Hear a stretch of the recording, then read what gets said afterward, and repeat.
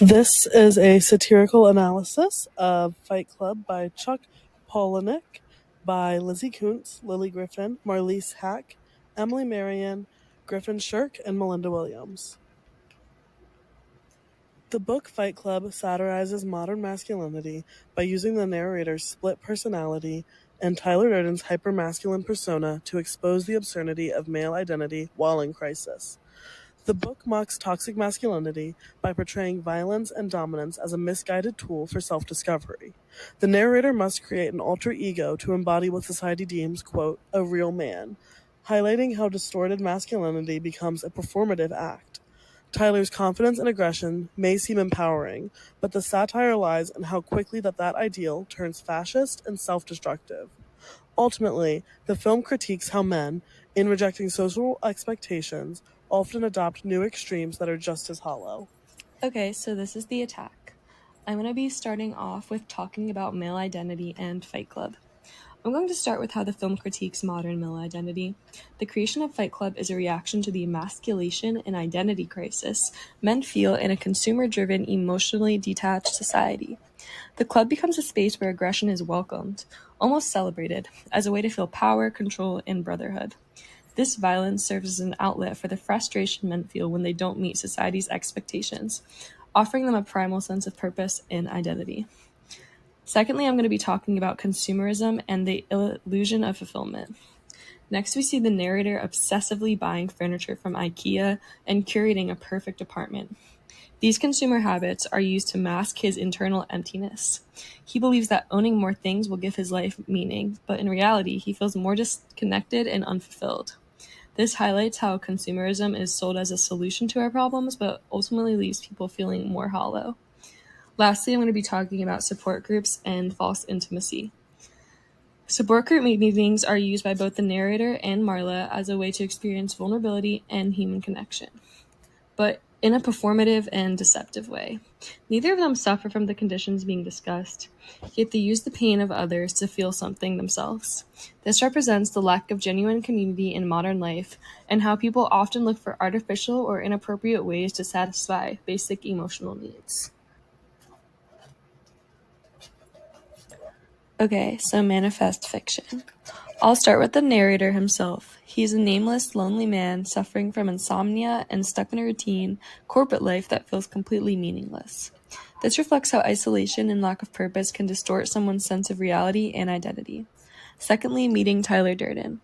He meets Tyler Durden, confident, reckless, and everything the narrator wishes he could be. Tyler represents rebellion against consumerism and societal norms. He's a soap salesman, but also a symbol of radical freedom and chaos. The creation of Fight Club. Together they create Fight Club, a secret underground space where men can release their frustration through violence. At first it seems like a harmless rebellion, but it quickly grows into something much darker. Rise of Project Mayhem. As Fight Club expands, it becomes Project Mayhem, a domestic terrorist group pushing for total destruction of the modern world. The narrator begins to lose control, watching as Tyler's influence becomes more extreme. Lastly, psychogenic fugue and split personality. Eventually, the narrator experiences a psychogenic fugue, a dissociative state where he forgets part of his identity. He realizes that Tyler Durden isn't real. He's a projection of his own fractured mind. This twist reveals how far his mental breakdown has gone, and how he created Tyler Durden as a coping mechanism for his dissatisfaction with his own life. Published in 1996 by Chuck Palahniuk during a time of economic prosperity in the United States, Fight Club reflected a 1990s consumer culture where identity was often shaped by brands and materialism. In response to corporate America and the white-collar lifestyle, consumerism left many feeling empty. The novel mirrors growing concerns about masculinity, especially in a society where traditional male roles were changing. The novel was influenced by the rise of self-help movements and support groups that were popular in the 90s. Fight Club is set in a postmodern era of disconnection, mental health struggles, and identity crises. There are various satirical techniques used in Fight Club. For example, irony, parody, repetition, an unreliable narrator, and dark humor. Irony is when words are the opposite of what is expected. For example, in Fight Club, the first rule is that you don't talk about Fight Club, despite the entire novel being about Fight Club itself and the narrator talking about Fight Club with the reader. A parody is mockery or an imitation of something, such as the male identity crisis and challenging traditional masculinity throughout the novel. Repetition or repeated words over and over to get a point across or to emphasize a deeper meaning can be displayed through the narrator's repetition of saying, I know this because Tyler knows this, in addition to having an unreliable narrator or a narrator that isn't completely trustworthy due to faulty perceptions. We can see that the narrator of Fight Club has a split personality with Tyler Durden and a mixed perception of reality, often leading to the viewer or the reader not being able to understand what is real and what is not. And lastly, dark humor finds humor or joy in tragic situations, and this can be displayed throughout the novel by making violence fun, using a casual tone for disturbing topics, mocking support groups, joking about brain-eating parasites, and other serious ailments.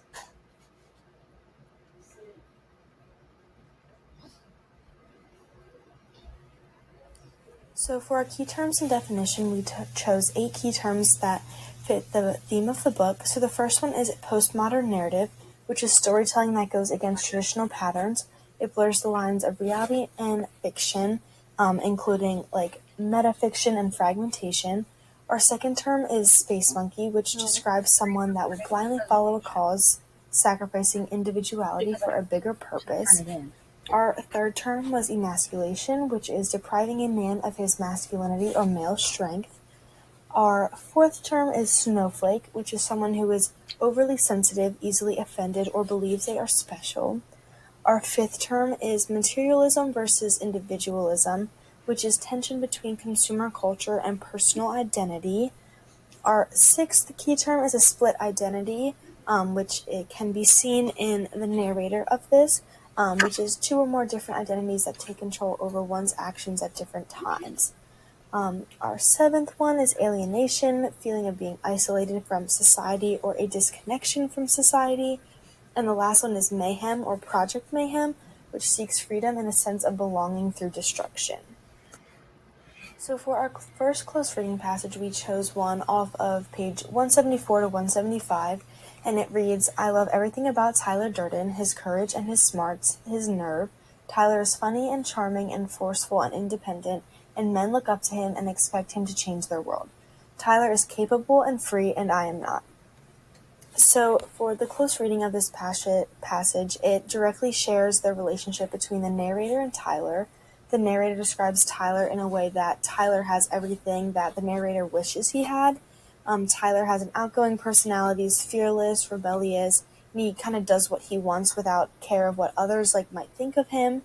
The narrator in many ways is opposite of Tyler and lacks a sense of purpose and belonging in the society. He wishes he was more like Tyler.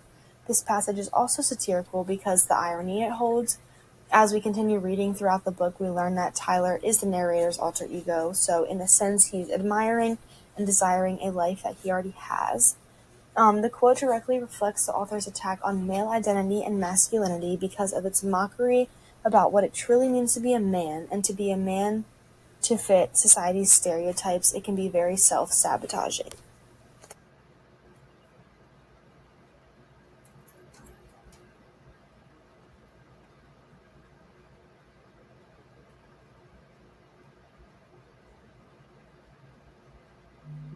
The second passage of the close reading reads, we have sort of a love triangle thing going here.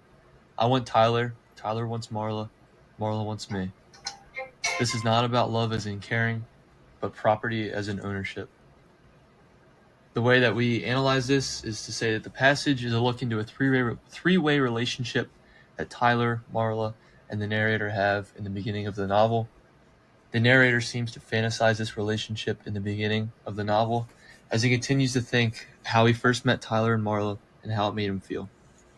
In terms of their love being about property as an ownership, this is a direct example of how the narrator is in control of Tyler, but he feels that he cannot live Tyler's life as a rebel based on his limitations mentally.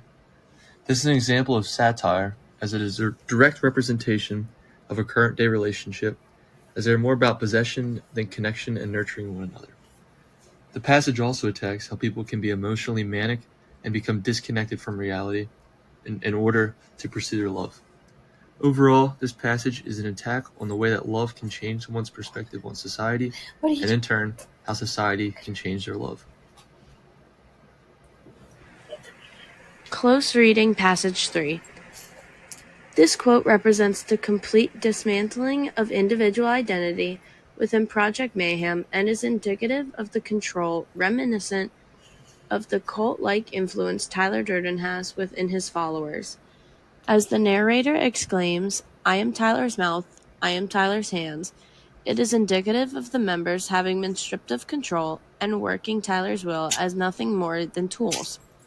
Repeatedly declaring "I am" followed by various areas of the human body is suggestive of the dehumanizing of the member, causing them to become functional tools of the masses. Declaring everybody in Project Mayhem is part of Tyler Durden and vice versa eradicates the line of demarcation of division between leader and member, instead forming one identity in and around Tyler. This is not only indicative of the psychological control Tyler has achieved, but it is indicative of the internal conflict from the narrator as well, as Tyler is really a product of his broken identity. This quote represents the risks of charismatic leadership and the dismantling of the individual, where members are integrated into an ideology where total submission is mandatory. Discussion questions. Does the novel ultimately undermine its own satire by appealing to the same aesthetics and violence it critiques? Can it be both a critique and a participant in what it condemns?